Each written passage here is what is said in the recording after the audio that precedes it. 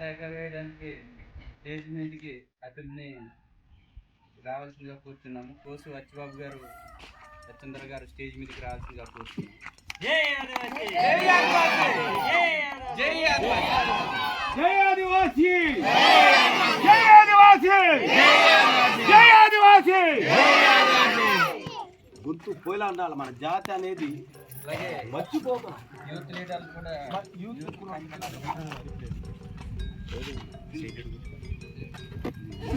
జై ఆదివాసీ, జై ఆదివాసీ, జై ఆదివాసీ.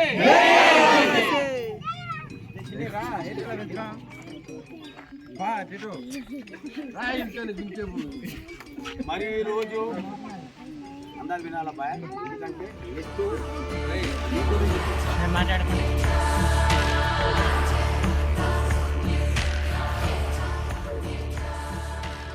మన రంపచోడవరంలో ప్రపంచ ఆదివాసీ దినోత్సవానికి మనం ఏం పట్టుకెళ్ళాం? ఐడియా ఉందా? ఏం పట్టుకెళ్ళాం? ఇంకా ఆదివాసులు తినే తిండి కూడా చెప్పాలిగా. ఇవన్నీ కూడా ఏంటంటే తాటిపండు కానివ్వండి, అడవి దుంపలు కానివ్వండి, దొండ దుంపలు కానివ్వండి, చేద దుంపలు కాల్వలో వారం రోజులు దాన్ని గుడ్డ కట్టి చేసి ఆ రకంగా బతుకుతూ ఉన్నాం మనం. అంటే స్వతంత్రం వచ్చినప్పటికి కూడా ఆదివాసులకు అనేది పూర్తిగా స్వతంత్రం లేదు, మన హక్కులు అనేది ఇంకా లేదు. అది మన భారతదేశం ఇంకా పూర్తిస్థాయిలో గుర్తించాలని మనం తినేడు తిండ్లు ఇంకా ఇదిగో మేము చామాలు తింటున్నాం, జొన్నలు తింటున్నాం, తాటి రొట్టెలు తింటున్నాం, దుంపలు తింటున్నాం. మాకు ఎందుకు ప్రకటించారు? సోడే రొట్టె తింటున్నాం. ఇంకా పూర్తి స్థాయిలో చాలా తిండి లేదు ఆదివాసులకి అనే దాని మీద ప్రపంచ ఆదివాసీ ప్రతి ఆగస్టు 9న స్వతంత్రం ఎప్పుడైతే మనకి ప్రపంచ దేశాలు గుర్తించాయో అప్పటి నుండి కూడా పోరాడితే నిన్నాం. ఇప్పటికి కూడా మనకి పూర్తి స్థాయిలో గిరిజనులకు స్వతంత్రం రానట్టే. ఇప్పటికైనా కేంద్ర ప్రభుత్వం గుర్తించాలి. చేసేదన్నీ మీరే, అన్ని అనుభవం ఉన్న మహానుభావులు మీరు. ఆదివాసులు గుర్తించాలి. 107 చట్టం పటిష్టంగా చేయాలి. జీవో3ని కూడా పటిష్టంగా చేయాలి. మరి ప్రపంచ దినోత్సవం సందర్భంగా మేము మాట్లాడే పదాలు ఇవి.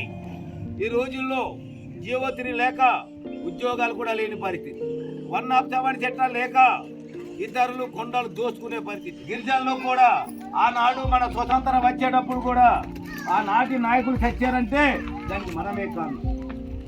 డబ్బుకు సున్నితికి ఆశపడి మన నాయకుల్ని ఉండే చోటు చూపించారు.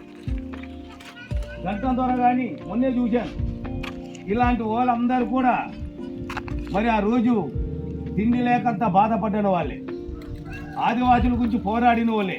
ఒక స్వతంత్రమే కాదు, ఈనాటికి కూడా ఇంట్లోనూ తరాన్ని దున్నుకోవడానికి కూడా ఇక్కడ వస్తువు లేవు. కేంద్ర ప్రభుత్వం గిరిజనులు కల్పించాలంటే పూర్తిస్థాయిలో 107 అమలు చేయాలి. గిరిజనులకు ఏమంటే కావాలి? పూర్తిగా కేంద్ర ప్రభుత్వం మాకు గుర్తించి మాకి కావాల్సిన సామగ్రి ఇచ్చినాడే గిరిజనులకి పూర్తిస్థాయిలో స్వతంత్రం వచ్చినట్టు.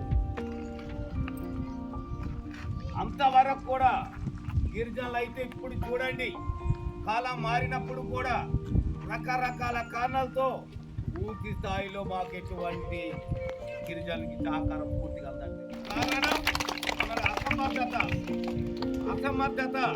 పోరాటానికి రారు, దేనికి రారు, పార్టీలకైతే పోతారు, జాతులకి రారు.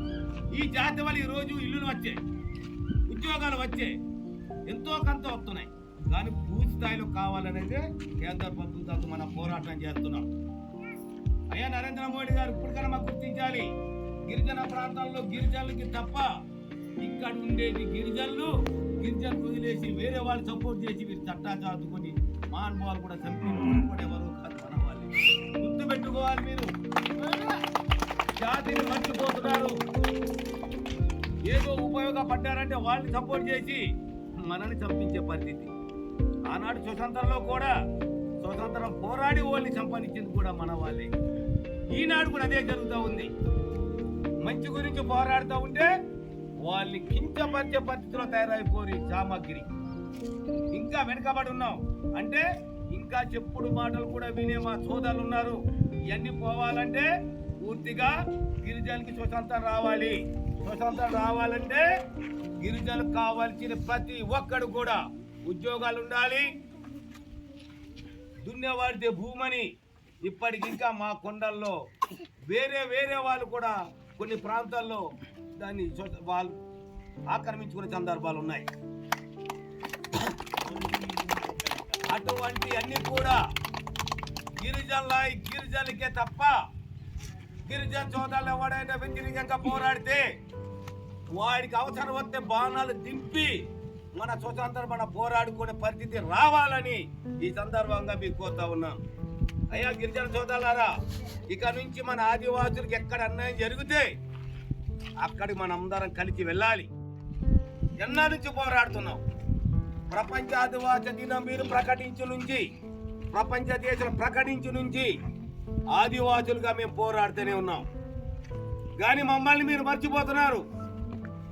గిరిజనులు ఏదో అయ్యారు, డెవలప్ అయిపోయారు అంటున్నారో ఏదో తెలియదు. కానీ మా గిరిజన ప్రాంతంలో గిరిజనుల కన్నా ఎక్కువ ఇతరులే రాజ్యమేలే పరిస్థితి.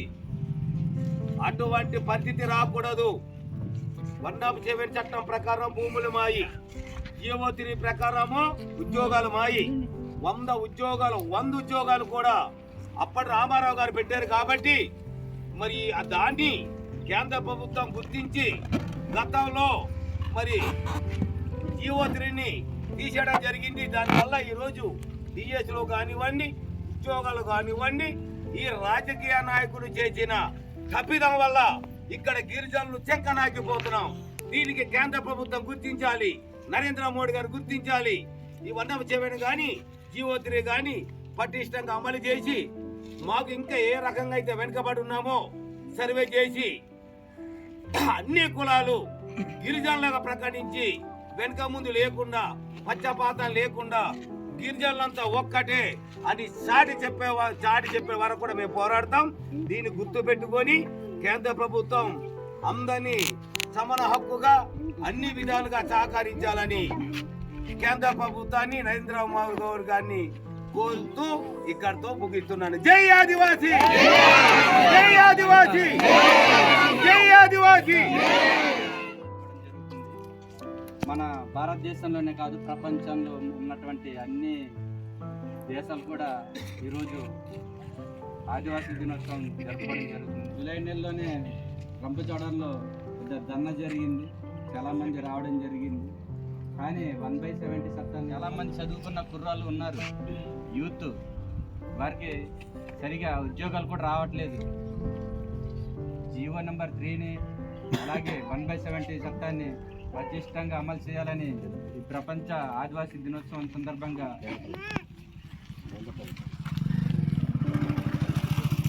కేంద్ర ప్రభుత్వాన్ని కోరడం జరుగుతుంది. ఇంతటితో సభను ముగిస్తుంది. ఏ ప్రభుత్వం కాదు, మీరు గుర్తుపెట్టుకోవాలి. అంటే ఆదివాసీ కన్నా ఎక్కువ ప్రభుత్వాలకే మీరు ముందడుగు వేస్తున్నారు. ఆదివాసీ మీటింగ్ ఇంటింటికి వెళ్ళి ఎవరు చెప్పడు, పార్టీ మీటింగ్ ఇంటింటికి వెళ్తారు. ఇదే మీ ఘోరానికి మన అంతానికి ఇది ప్రారంభం. అంతరించిపోతాం మనం. జాతినికి ఈ రోజు మనం బడిలో చదువుకుంటామంటే 107 రిజర్వేషన్, ఎస్టీ రిజర్వేషన్. ఈరోజు మీరు హాస్టల్ భోజనాలు తింటున్నారు అంటే ఇది ప్రభుత్వం ప్రేమతో పెడుతుంది అనుకుంటారా? గిరిజనులకి అప్పట్లో బీర్జా ముండా లాంటి మహానుభావులు పోరాడారు, చచ్చిపోయారు. ఎందరో మనమేం చేస్తాం? జాతి కోసం పోరాడంటే పార్టీల కోసం ఉరుకుతా ఉన్నాం. దీనివల్ల ఎవరు నష్టపోయారు? ఈరోజు జీవో 3 పోయింది. ఒక పిచ్చ నా కొడుకు తీసేసాడు, ఒక్క నా కొడుకు ఎదుగులో పోయాడు. మేము వెళ్ళాం, ఆదివాసి పరంగా పోరాడాం, ఎడింపించాలు పోరాడాం. కానీ ఆ పార్టీలో ఉన్న నాయకులు ఎవడైనా గిరిజన అన్యాయం అయిపోతున్నారు, గిరిజన నాయకులు లేరా? ఏనాడైనా పోరాడారా? జీవో 3 తీయక నా కొడకాన్ని ఎవరైనా అన్నారా? అనలేదు. జాతి గురించి పోరాడాలి, మేము పోరాడాం. జైలు కూడా వేశారు చంప చూడాలని తిట్టాం. ఎవడో పనికిరానోడు లీడర్ మనకి పనికొచ్చేవాడు పక్కన పెడుతున్నారు. 107 చట్టం గిరిజనులు ఇక్కడ ప్రయాణం చేయాలి, యుద్ధం చేయాలి, అన్ని మనం కాపాడుకోవాలి, రిజర్వేషన్ కాపాడుకోవాలి. జాతి గురించి ఎందుకు? జాతి గురించి పదవులు కావాలి, జాతి గురించి డిగ్రీ చదవాలి, జాతి గురించి భోజనం తినాలి, జాతి గురించి అన్నం పెట్టకపోతే సరిగా అన్నం పెట్టట్లా. అంటే జాతి గురిండే ఎక్కువసారి ఎందుకు పోరాడలేకపోతున్నారు? ఈరోజు మనం అది గవర్నమెంట్ ప్రేమతో పెట్టింది అనుకున్నారు మీరు. మన జాతి రిజర్వేషన్, ఎస్టీ రిజర్వేషన్, ఆ రిజర్వేషన్ ఇప్పుడు దిగుతుంది. ఆ రిజర్వేషన్ పోతే 4 రోజుల కల్లా మీరు పాంగంట ఉండలేరు. రాజమండ్రి నుంచి, హైదరాబాద్ నుంచి మనం మందాస చూపి, ఈ ఆశ చూపి ఈ భూములు కొనుగోలు చేస్తారు, ఈ కొండలో మైనింగ్ దేవుకొని పోతారు. అన్ని హక్కులు ఇప్పుడే మీరు పోరాడలేంది. రిజర్వేషన్ చేస్తే మీరు పోరాడతారా? నిజం చెప్పండి, పోరాడగలరా? పోరాడలేం. ఎందుకంటే వాళ్ళు డబ్బుతో కొడతారు, పోలీసులు కొంటారు, వాళ్ళని తీస్తారు, వీళ్ళు చేస్తారు. మనం ఏం చేస్తాం? డబ్బు లేదు, ఆస్తులు లేవు, భూములు లేవు. అందుకే మనం గిరిజనులు అయ్యాం. అందుకని గిరిజనులు మనకి ఎప్పుడు అన్యాయం జరిగినా అందరూ ఐక్యతాయి జై ఆదివాసీ అంటూ, జై ఆదివాసీ, జై ఆదివాసి అంటూ రోడ్ ఎక్కాలి. మన హక్కులు మనం పోరాడుకోవాలి. ప్రభుత్వం నేరుగా అంటే రిజర్వేషన్ ప్రకారం ప్రభుత్వం ఇచ్చే అన్ని మనం సమకూర్చుకోవాలి. అవి గిరిజనులుగా మనమే పొందాలి. కానీ మనమేం చేస్తున్నాం? గిరిజనులు అయి ఉండి గిరిజనులుగా వెన్నుపోటే పరిస్థితి కొందరు ఉన్నారు దుర్మార్గులు. అది మారాలి. మారినాడే మనం ఈరోజు గిరిజనులుగా ఈరోజు జెండా ఎగరేసుకున్నాం. రోడ్లు కావాలన్నా రిజర్వేషన్, స్కీమ్ కావాలన్నా రిజర్వేషన్, ఉద్యోగం కావాలన్నా ఎస్టీ రిజర్వేషన్. అంటే ఎస్టీ వల్ల అన్ని మనం బతుకుతుంది, ఎస్టీలు రిజర్వేషన్ వల్ల ఈరోజు మనం కూడు తింటుంది. కూడు తినేవాడికే ద్రోహం చేసే నాయకులు ఇంకా ఎందరో ఉన్నారు. ఆ రోజు మరి గంట దొర మల్లు దొర ఎంత పోరాడారు, కానీ వారికి చంపనిచ్చింది ఎవరో తెలుసా? సునికానికి డబ్బులకి ఆశపడి మన ఎదవలే ఉన్న చోటు తీసుకెళ్ళి అండమాన్ జైల్లో వేశారు. ఎక్కడ? అండమాను సముద్రంలో వేశారు మల్లు దొర. తర్వాత స్వతంత్రం వచ్చిన తర్వాత వాడు బయటకు వచ్చి విశాఖపట్నానికి పార్లమెంట్ సభ్యుడు చేసింది మన వాళ్ళే చేశారు ఏకగ్రీవంగా మల్లు దొరని. అలాంటి ఉద్యమకారులు ఉన్నారు.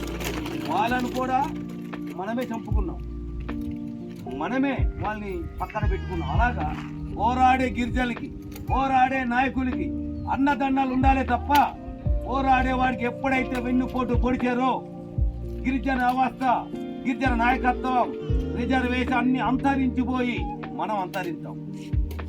మనకి ఎవరైనా చంపడానికి వస్తే మనం ఏం చేస్తాం చెప్పండి ఒకసారి? నిన్ను చంపడానికి వచ్చాడు కిష్ట, నిన్ను చంపడానికి వచ్చాడు ఒకడు, నువ్వేం చేస్తావు? సంపాదించుకుంటావా, తిరగబడి నువ్వు చంపుతావా? సరే నితిన్, నీకు ఒకటి చంపడానికి వచ్చాడు, నువ్వేం చేస్తావు? నీ రక్షణ కోసం నీవు కూడా చంపడానికి చూస్తావు కదా. ఆ తిరుగుబాటు గిరిజనులు ఉండాలి. కానీ నాశనం అయిపోతుంది. గిరిజనుల్లో పట్టుదల ఉండాలి.